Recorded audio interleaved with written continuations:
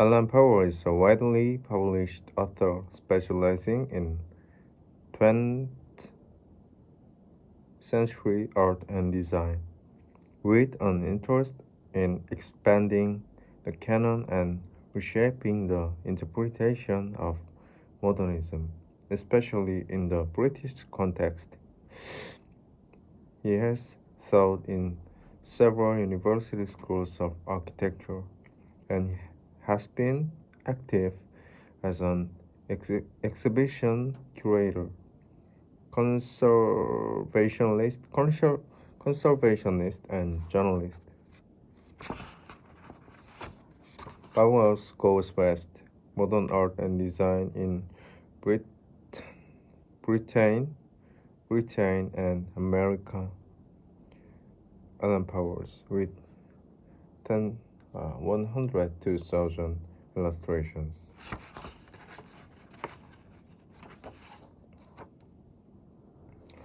Contents Introduction Elective of I don't know this elective. Okay. England and Germany.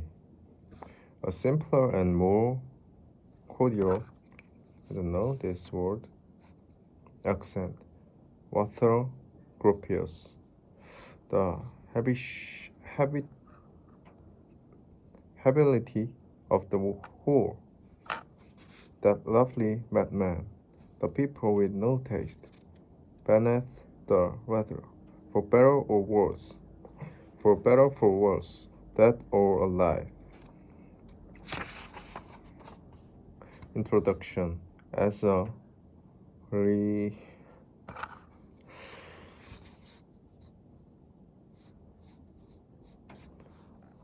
literal interpretation of the title might imply.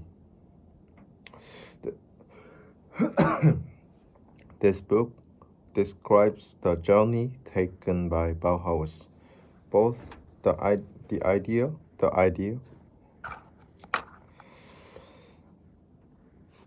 and some of the individuals who represented from Germany to Britain and America.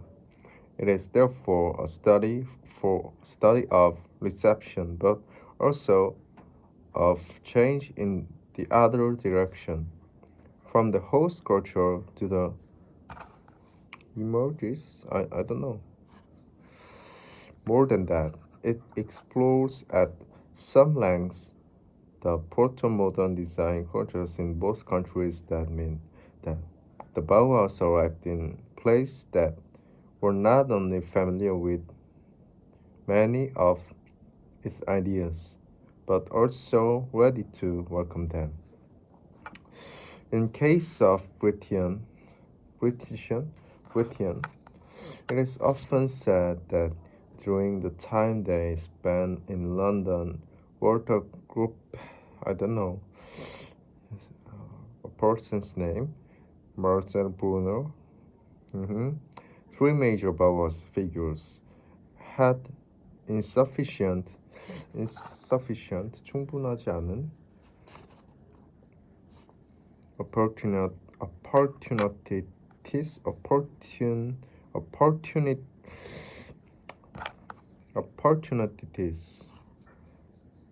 prompting their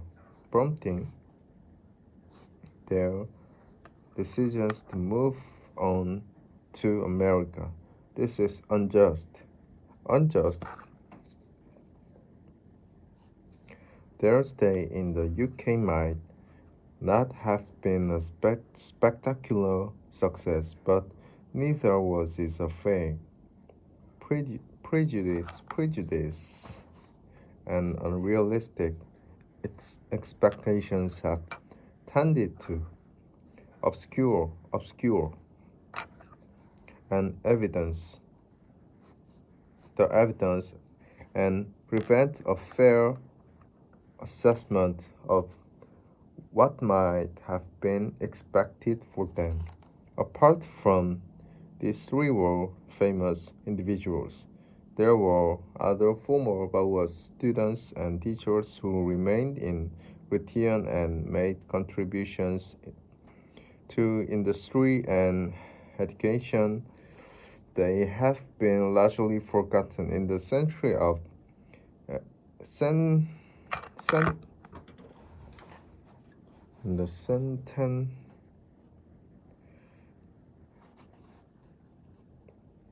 yeah, in the centenary year of the Bauhaus, we have the opportunity to view this event afresh in the light of changing understandings of the strengths and weakness in the Bauhaus itself. What becomes clear is that, in several respects, British aspirations and achievements at this time were not so shameful.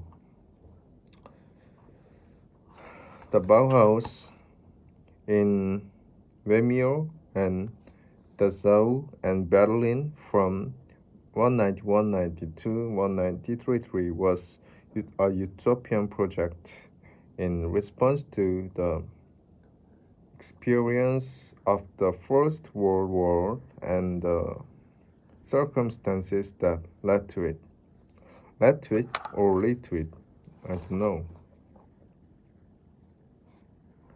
Although mutable and imperfect, its aspiration has remained compelling. Aspiration has remained compelling. The way it ended still seems shocking, and the emotions it generates go beyond the cool assessment of art history. The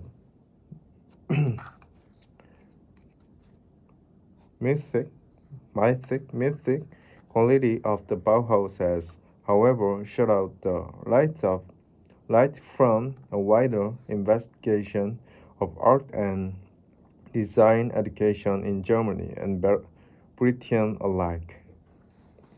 In the latter case, there was more lively lively activity than is sometimes imagined. No. The Battle of the Bauhaus. There is a second, known slightly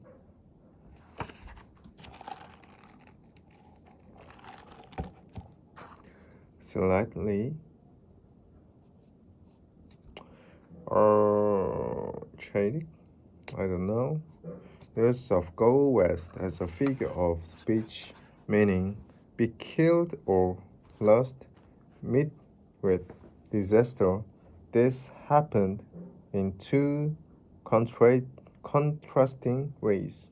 Altered, altered circumstances, altered circumstances mean that the initial impulse, altered circumstances meant that the initial impulse of the Bauhaus changed almost beyond recognition as it became seen as just one of many options within the culture of modernism, rather, rather than rather than the supreme choice. But it was also hated uh, and feared by those who fixed on it as the cause of change, whether they saw it as too permissive and or too restrictive, as exotic or banal. Exotic or banal. The fictional figure of Professor Otto Silenius of Hamburg, the young architect created by Evelyn Waite for his first novel, Decline and Fall, 1928, is an early British formulation of the caricature version of caricature, caricature, of modernism that has stayed vivid. Wade put his finger on the tone of much modernist discourse, but the irony of this fiction,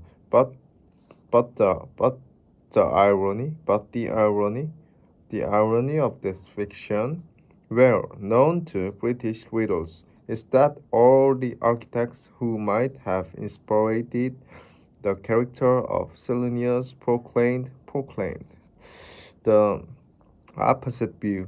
For them, it was mechanization of the world that was the problem, and they aimed to mitigate its effects through a humanist approach to design. Approach to design. This is impressive. Humanist approach to design. Okay, done. October 4.